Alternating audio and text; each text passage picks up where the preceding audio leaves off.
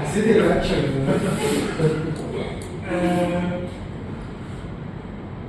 في دايما عندنا في مصر بيقولوا على الصناعيه عموما ان هم ايه فهلويين، ان هو عايز يعمل الحاجه باقل ايه؟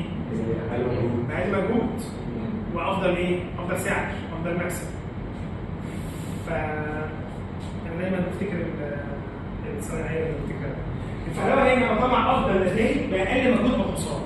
افضل نتائج من الحاجات الكبيره، من اول الحاجات الكبيره زي حاجات كبيره زي ان انا اعمل حاجه فيها فلوس، فيها مبلغ، بس انا كسبت فلوس كتيره باقل لغايه الحاجات الصغيره.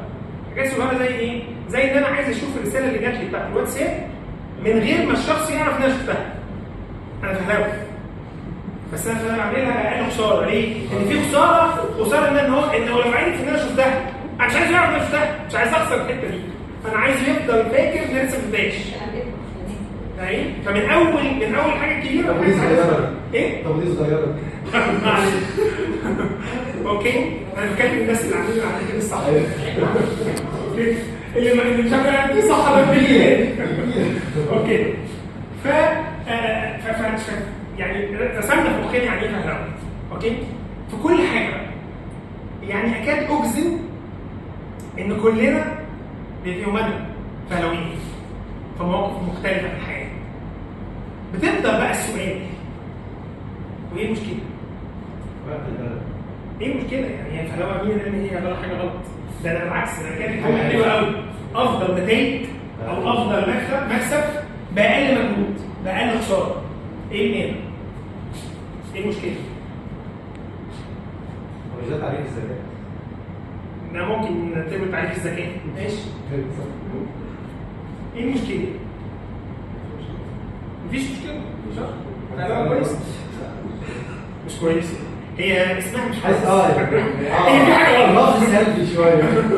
لو لسه ما كانتش دي. طب انا جاي اقول لكم ان الفهلوه كويس. مش هنخش على السلايد دلوقتي. لا، ايه المشكله فعلا؟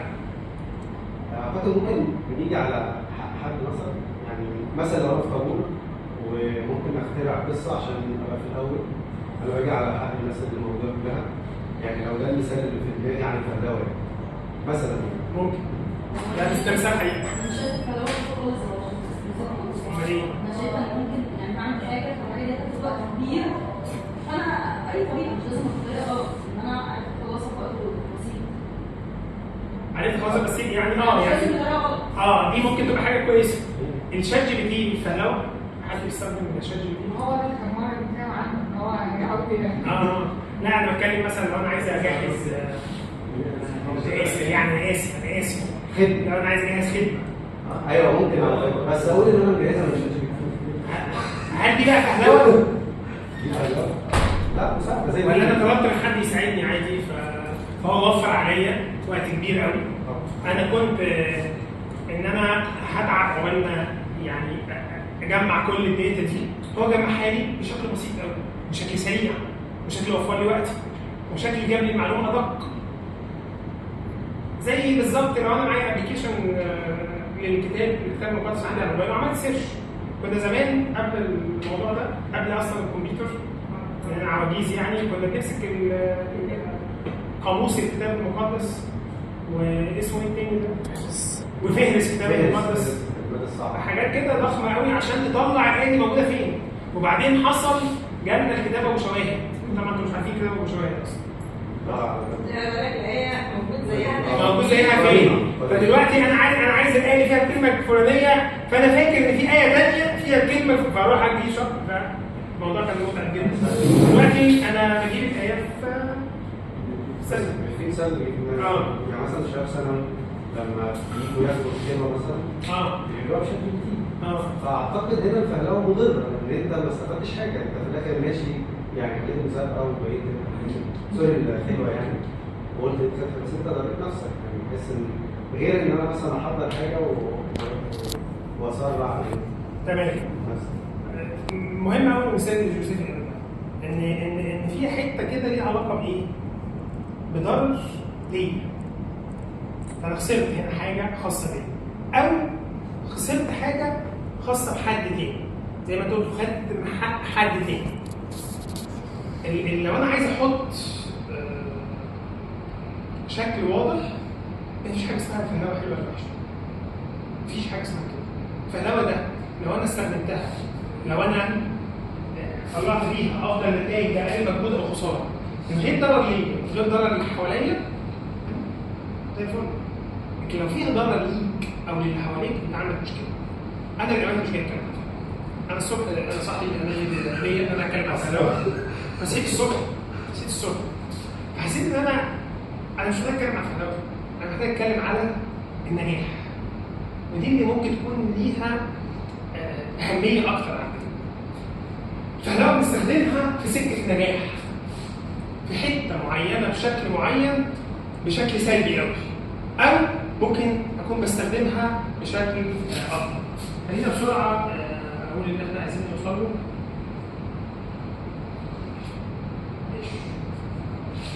لو انا عايز اسال طبعا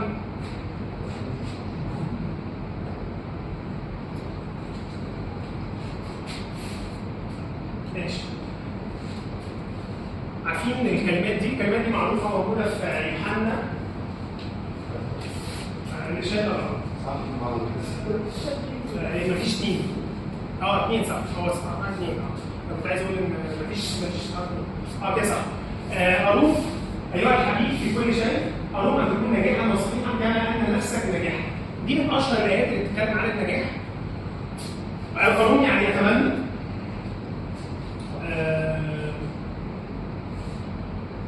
خلينا نبص كده بيقول اتمنى ان تكون ناجحا وصحيحا كما ان نفسك ناجحا. ايه الفرق بين ناجحا وصحيحا؟ ناجح وصح. بس قال كده ثانيه قبلها في كل شيء. اوكي؟ خلينا فاكرين في كل شيء. لو انا عايز اعرف مين الشخص الناجح صعب قوي. حسب تعريف. ارسم بقى في دماغك دلوقتي واحنا قاعدين كده، ارسم شخص ناجح في ناجح في خدمته، ناجح في شغله، ناجح في حياته، ناجح في علاقاته، ناجح في كل حاجه مع بعض. ارسم الشخص ده في مخك. قول لي مين هو الشخص ده؟ شخص محدد اهداف معينه وبيوصل لها. شخص محدد اهداف معينه وبيوصل لها. حلو قوي. ايه تاني؟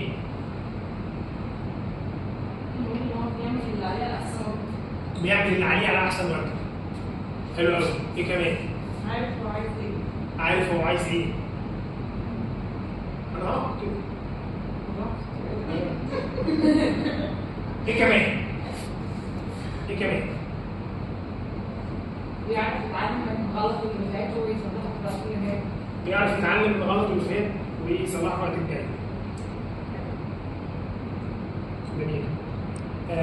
بنتكلم في التلمذة عن نموذج متلمذ مميز خالص اللي هو شخص المسيح. اوكي؟ شخص المسيح قرر انه يتلمذ كتلميذ 12 لمدة قد ايه؟ 3 سنين. النتيجة النهائية ايه؟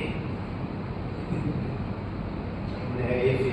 أنا عندي لو تعملوا نص النتيجة جبارة. ايه في أهم موقف في حياته اللي فيه كان بيصلي وبيصارع وبيقول لله كده إن شئت فلتعبر عني هذه الكأس، وقال للتلاميذ صلوا معايا ساعة واحدة،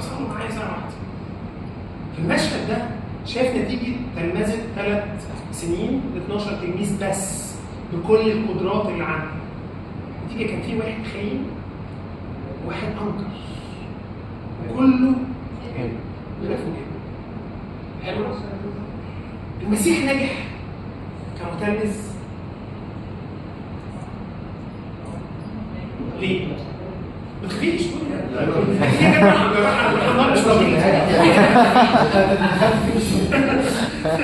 لا هي قالت جمله حلوه بصراحه. قالت ايه؟ لا الجمله اللي انا قلتها ولا جاوب على لا جاوب على السؤال. المسيح شخص ناجح لان هو قدر ناجح كمتلمذ. ليه؟ هو قدر يعلمهم وهم بالتعليم بيقدروا يصلحوا غلطهم اللي هم غلطوه تداركوا الموقف سواء ويجوزها من تحت. قرار واحد من 12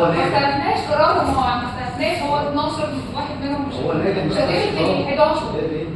هو ناجح انا ما اختارش الطالب عادي. والنجاح مش معناه كمان ان هو 12 من 12. امال معناه ايه؟ ان هو حط اهداف وصل لها، هو في ناس بتلمسها مش لازم الكل يبقى بتعمل. ماشي. بدأت تزعق. بس ايه طبعا انا لسه بس. طيب مبدئيا كلمة ناجح كلمة ان انا اقولها دي كلمة يعني صعب مش صعبة، يعني بقولها على اي اساس؟ على اي مقياس؟ بمعنى انا عندي مقاييس كتير. انا لو شفت واحد ناجح في شغله اقدر اقول الشخص ده ناجح. طب لو شفت واحد مش ناجح في شغله بس ناجح في بيته هقول الشخص ده ناجح بس فاشل. يعني ايه كلمه؟ فلو انا صحيت الصبح يا جماعه النهارده وانا صاحي وقعدت ان انا اتكلم عن الفلاحه بس قلت هتكلم عن النجاح. فانا الكلام ده رتبت النهارده فمحتاج يتفحص كويس قوي، محتاج دايما نقول للشباب كده فكروا فيه كويس قوي ومش لازم خالص في النظر. لكن اول حاجه على مقياس انهي مرجعيه؟ احنا زي ما احنا عارفين احنا بنعيش في مجتمع استهلاكي. احنا في مصر وبالاخص في مصر والشرق الاوسط بنعيش في مجتمع استهلاكي، يعني ان انا محتاج طول الوقت ان انا اكون زي بستهلك. انا معايا فلوس عشان اصرف، عشان عشان اجيب. ده مجتمع استهلاكي. فلو انا بقيس على المرجعيه الاستهلاكيه اللي انا عايش فيها فبالتالي كل واحد معاه فلوس هو شخص ايه؟ ناجح. كل واحد راكب عربيه غاليه هو شخص ناجح. ماليش دعوه بقى حياتي. ليه؟ لان دي بالنسبه لي هي المرجعيه. لو انا بتكلم على لو انا مرجعيتي المرجعيه اللي بنسميها يعني مرجعيه التمجيد اللي احنا بنقول عليها المرجعيه الكنسيه حاليا، انا اسمه كده، اللي هو فيها انا شكلي عامل ازاي.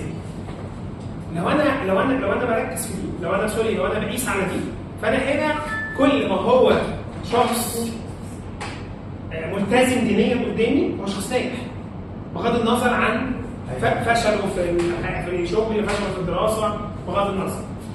لو انا بقيس على المرجعيه الكتابيه لا الموضوع هنا مختلف. اوكي؟ ويعني هكاد اقول ان انا هنتكلم شويه عن المرجعيه الكتابيه. وانا عايز اقول حاجه ماشي.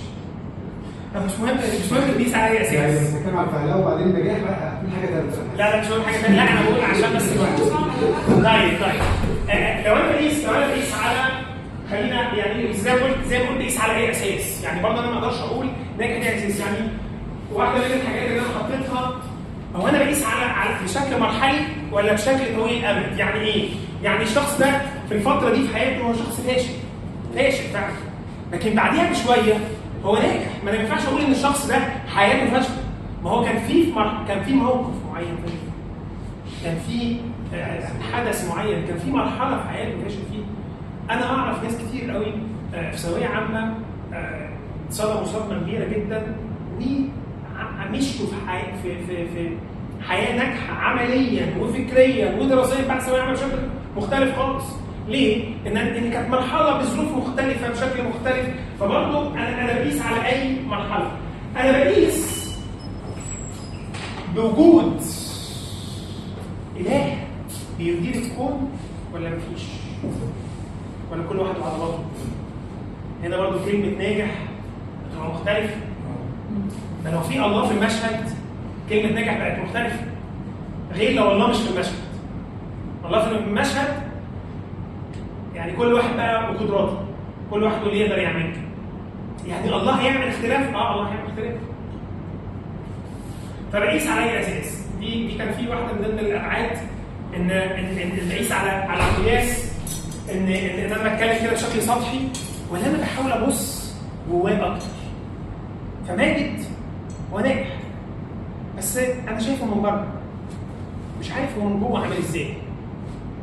واحده من سمات المجتمعات الاستهلاكيه النفس الفرديه، مش مهم الكلام ده. ماشي الانسان الناجح ده انا كان في كتاب مشهور بتاع مش فاكر اسمه الحياه الروحانيه الناضجه والبدنيه. عارفين الروحانيه؟ اسمه ايه بقى؟ الراجل اللي كان لا مش هنترجمه بعدين، بس انا بتكلم اسمه بيتر حاجه كده مش فاكر اسمه. المهم يعني فهو كاتب شويه تعريفات. الروحانيه الناضجه والبدنيه ده كتاب كويس في العلوم. هو بيتكلم ازاي ان ابقى شخص روحي وفي نفس الوقت اكون ناضج نفسيا وبدنيا، يعني نفسيا، فاكون ناضج نفسيا وروحيا في نفس الوقت. الشخص الناجح هو اللي نجح في تطوير شخصيته. هو الشخص اللي نجح فيه ان يحقق تفرده. ان بعد ما بقول تطوير شخصيته فاول حاجه بتيجي في مخي وكلنا عارفين ده كويس ان انا في سكه ماشي فيها عشان بشابه شخص المسيح. فاول حاجه هتيجي في مخي واكتر كلمه بنسمعها حتى في التلمذه يعني هو المسيح او الله عايزنا كلنا شبه بعض. لكن وانا بدور في شخصيتي انا ناجح ان احقق تفردي. انا مش بقلد حد. فانا عندي نموذج القائد بتاعي نموذج رائع. بس انا مش بقلده. الرحله مختلفه، الظروف مختلفه، الابعاد، كل حاجه مختلفه. الشخص الناجح هو اللي نجح فيه انه يفعل كل امكانياته الكامله. ما اعرفش كم مره انت عديت بحاجه معينه في حياتك وبعد ما عديت بالموقف ده اكتشفت حته فيك انت عمرك ما كنت شايفها.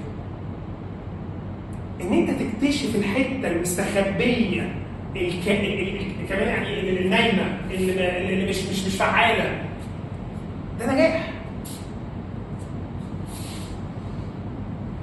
في كلمه دايما بتقول ما بحبهاش قوي، يعني مش عارف ماجد طبعا رجعت فيها، مش بحبهاش قوي كتابيه، مش عارف في حد بيقول كتابيه ان احنا عايزين نمجد الله. بحس شويه ان نمجد الله دي فيها ان الله محتاج، لكن بحب اكتر ان انا اعلن مجد الله. هو عشان لازم برضه يعني لكن عن نفسك.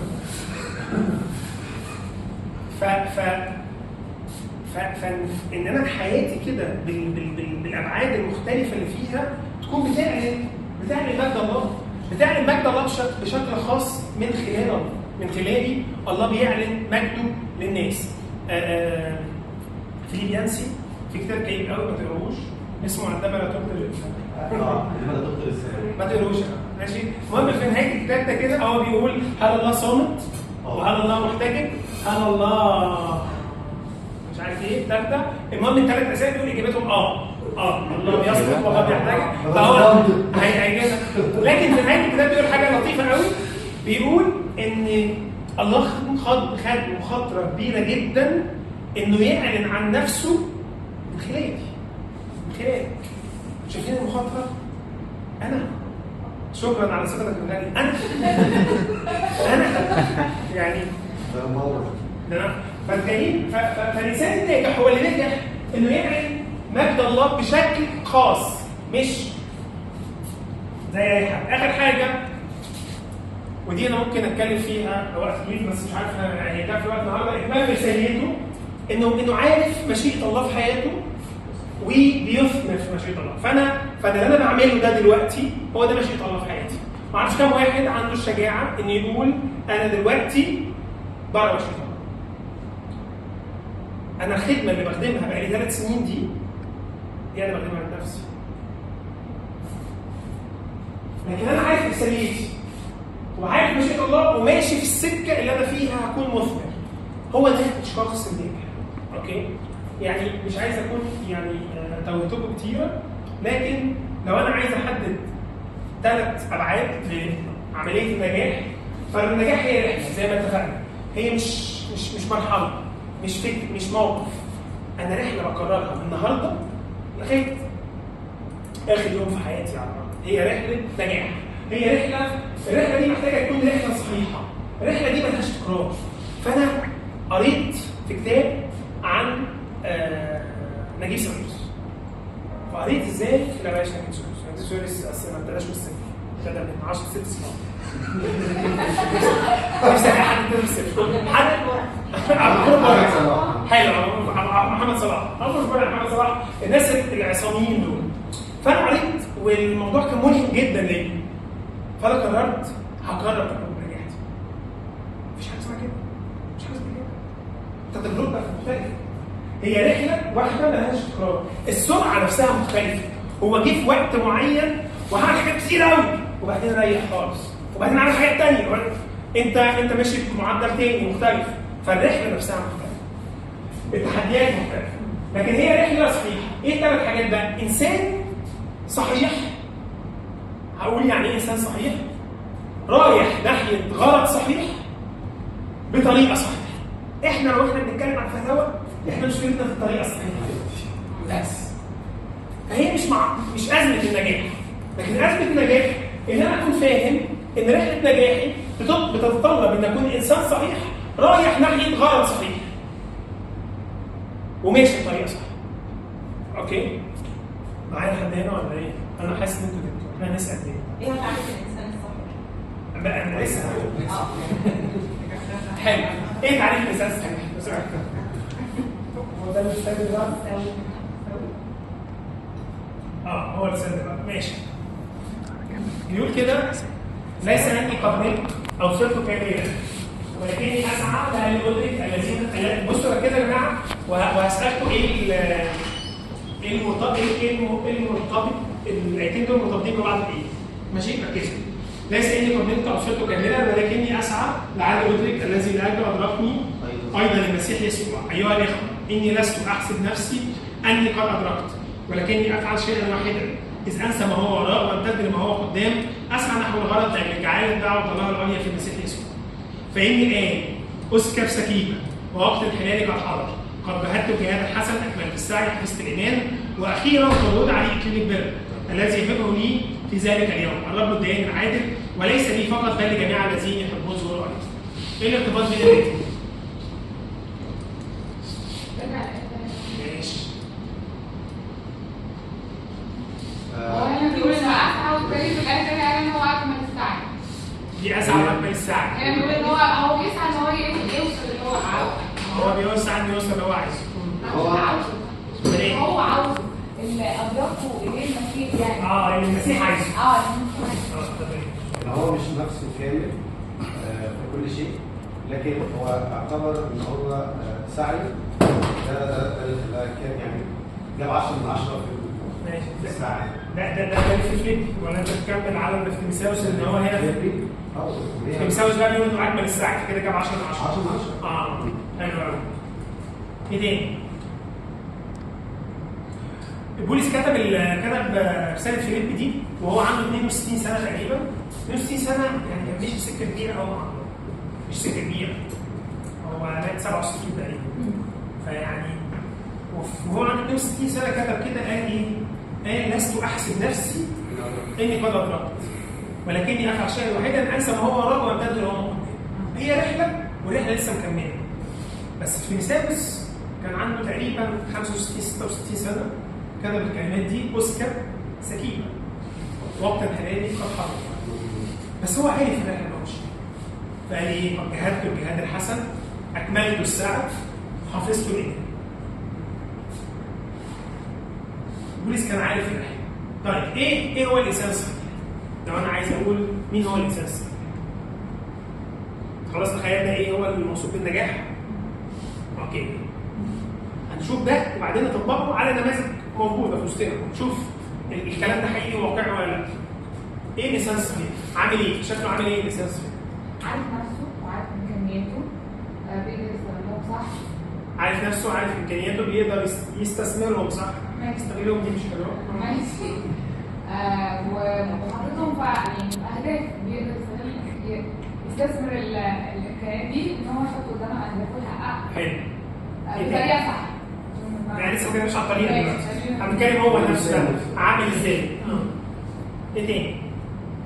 عماله تيجي في ذهني بالعكس. عكس الصحيح بقى. ايه عكس؟ متكسر متشوه مش معدول عماله متكسر متشوه مش معدول. هي حاجه عكس كلمه صحيح.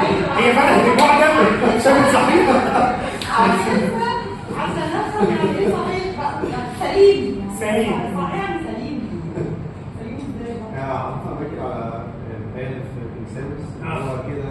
توجيهات صح، يعني ما تبقاش مكسب او يعني استخدم طاقاتي كلها زي ما بقول. تاني حاجه انا بسعى احقق هدف معين الانسان سعيد بطريقه صح، ولو ما ادركتش في وقت اللي انا فيه او حاسس ان انا لسه فين اكمل برضه مساعد.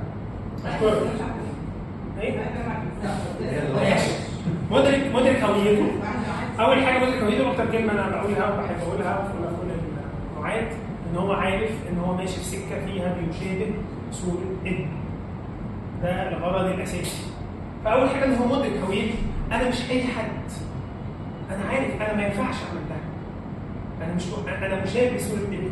لكن كمان هو مش متحصر في ذاته، اللي هي الحته اللي حضرتك بتقولها ان هو الناقص ده معوج.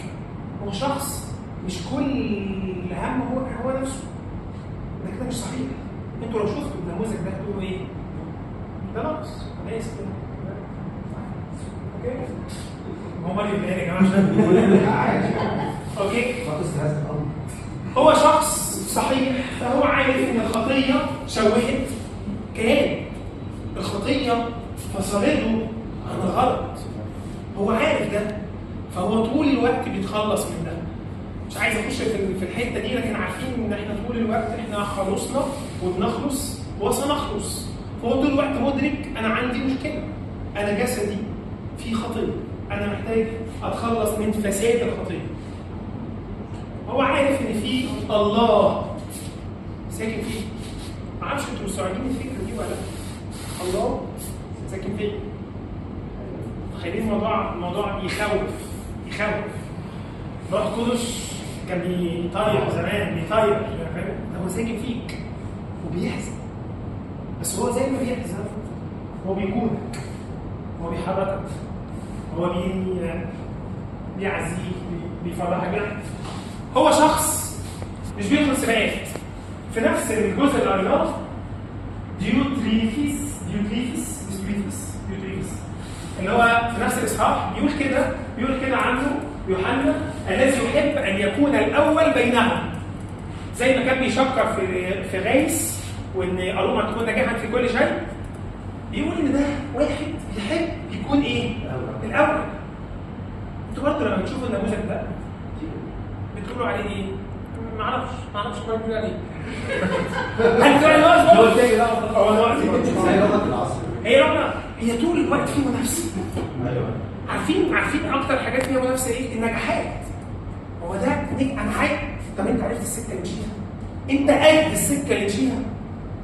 ممكن تبقى سكه مثاليه، ممكن طبعا تبقى قصه، بس النتيجه في الاخر ففكره ان انا عايز ادخل السباق ده، هو شخص مش فارق مع السباقات، لكن كمان هو بيستمتع بقياده الله. وانا هنا بحب اتكلم في الحته دي واكد عليها. الله بيسمح ده كلام انا ما بيسمح، ده كلام انا مسؤول عنه، ده رايي الشخصي. هو بيسدد. الله بيسمح ان انت بتتوجع، الله بيسمح ان انت تخش في حاجات كتيره صعبه، الله بيسمح ان يكون عندك طلبات مش مسدده. الله بيسمح بده. الله بيسمح انه بيشكل، اصلا بيسمح ان في وسط الظروف الصعبه دي هو عايز يستخدم الحاجات المبهجه دي اللي انت عديت بيها الحلوه والحاجات اللي بتوجع دي عشان يعمل حاجتين، عشان يشكل في شخصيتك وعشان يطلع منك قدرات انت مش متخيلها. انا يا جماعه ممكن احكي عني حاجات كتير انا ما كنتش متخيل ان انا ممكن اعرف اعمل كده. فحاجات جواك انت مش متخيلها، بس لازم هيكون في حاجه. فانا مستمتع باللي بيحصل، بس انا مش اي حاجه عدي بيها اقول ايه؟ دخلني عشان كده. انا محتاج طول الوقت اكون مدرك انا ماشي في مشيئه الله ولا لا؟ انا ماشي في مشيئه الله، انا محافظ على محضر ربنا في حاجه ولا لا؟ عايز في حاجه هنا كان بيأكد قوي يوحنا في كل شيء. يعني ايه في كل شيء؟ يعني الشخص الناجح، الشخص الصحيح، الشخص الصحيح ده هو اللي بيدير شغله وبيدير بيته وبيدير خدمته وبيدير علاقاته. هو بيهتم بكل شيء، مش رامي في حته انا يهمني ان انا انجح، انا يهمني ان. وطبعا الحاجه كومن يعني انا يهمني انك الفلوس مش مهم الباقي، لا انا بأدير حياتي في كل المجالات. هو ده الشخص الصحيح، هو ده الانسان الصحيح.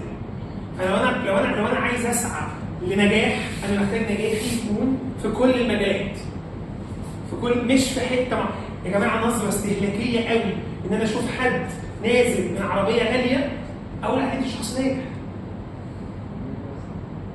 دي نظره صحيه، ان حد اشوفه شغال شغلانه فظيعه اقول ده شخص ناجح. دي نظره معرفه. اوكي فاهمين يا جماعه؟ معيار ضغط السياسي.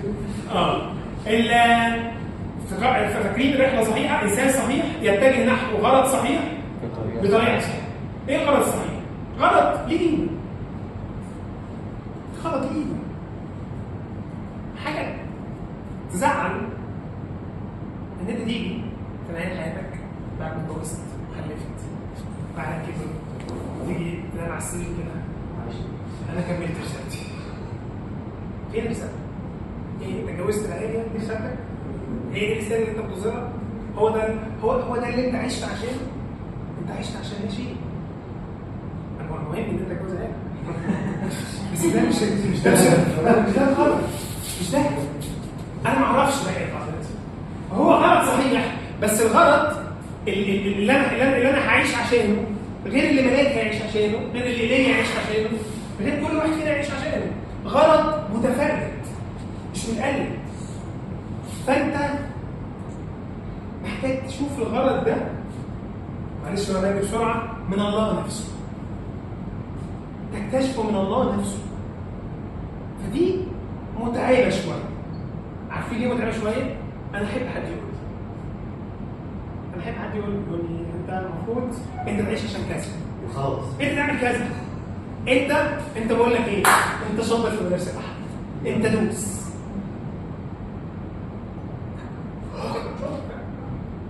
لكن مش انت اللي تقول. عارفين بولس شاول بعد ما قابله وهو داخل دمشق والنور ومش عارف ايه، وراح واحد اسمه ايه؟ حنانيا. الله قال له روح يا حنانيا، روح لبولس و خده وبتاع ومش عارف ايه. بس حنانيا راح لبولس. بولس بعد كده قال له ايه؟ هعمل ايه؟ قال له ايه؟ انا مالي؟ انا عندي دور هنا ان انا اعمله، اجي لك وانت اعمى وبتاع ومش عارف ايه. ايوه يعني انا هجي ازاي بقى؟ اروح فين؟ ما اعرفش. انا ليه اعرفش اروح فين؟ بتخيل بولس ده لو في وقتنا دلوقتي، ده التخيل ده قالوا سمح بولس. لو بولس ده وجه دلوقتي المسيح، الراجل اللي كان بيحارب كل المسيحيين ده احنا هنعمل له ايه نهضات؟ ده هو عنده نهضه النهارده في قصر الدباره الاسبوع ده، هيتكلم على التغيير اللي حصل له، بعدين عنده نهضه في مصر الجديده، بعدين هيروح لدبي، نهضه في دبي، وبعدين نهضه في قناه الكراسي، بعدين ده حدث ما حصلش. ان واحد كان بيضطهد واتغير حاله بالشكل ده. لكن بولس عمل ايه؟ بولس قعد 3 سنين ما عملش حاجه. تخيلين؟ ايوه يعني اعمل ايه؟ انا دلوقتي انا اعمل ايه؟ ما بعملش حاجه. انا مايكل بقول ما اعرفش، لو جه وقت كده ربنا قال لي ما تعملش حاجه. لا اكيد مش هو اللي اجتهد برضه. الغرض ده غرض ابدي. الغرض ده غرض ابدي، ما اعرفش. في محاضره حلوه قوي اسمها لا هو اللي هو انت على ايه؟ هو في مشكله في السنترال. هو غرض ابدي ولا هو غرض؟ فانا عايش حياتي هنا لاجل غرض ان انا اكون بربي عيالي كويس. فانا فعلا ده غرض حلو قوي، غرض ان انا اعيشهم كويس، ادخلهم مدارس كويسه، بس هو غرض ابدي. لكن كمان غرض مجيد، وهنا انا قاصد اقول مجيد. غرض مجيد، غرض الله يتمجد فيا من خلال الغرض ده. تخيلوا كل حد كده شفتوه امين قوي في خدمته، امين قوي في الحته اللي هو شغال فيها، امين قوي في شغله. مش عايز احط الصوره بس على الناس جوه الكنيسه، لكن كم حد انت شفته في شغله امين قوي، فبتقول بتمجد الله من خلال الشخص ده. انا كنت قريب في بنك مصر، وكنت بعمل حاجه وكان مدير خدمه العملاء شخص انا اعرفه و ما اتعاملتش معاه ما كلمتوش هو، لكن في بنت هي اللي خلصت لي الورق ده. فبسالها في الاخر بقول لها فلان ده عامل ايه؟ لقيت ده المدير بتاعنا مدير خدمه العملاء. يعني قعدت 3 دقايق شكرا. بس هي قالت لي حاجه ثانيه، قالت لي هو عنده حاجه بتاعت ربنا كده مش عندنا. هي واحده شغاله. انتوا متخيلين؟ ده امين في شغل، ده مش بيخدم، مش بيوعظ، هو شخص شاطر في شغله.